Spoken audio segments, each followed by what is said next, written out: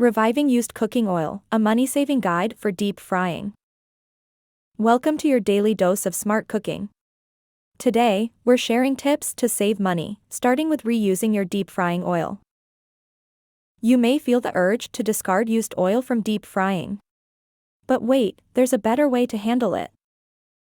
Grab a quarter cup of cornstarch and blend it with 1 cup of water. This mixture is known as a cornstarch slurry. Next, combine the cornstarch slurry with your cooled oil. Gradually heat this blend on medium, stirring regularly. Soon, you'll notice a glob forming. Allow this glob to fry until it rises to the oil's surface. Once it does, switch off the heat. When it's cooled down, drain the oil, and voila, your oil is fresh and ready for reuse.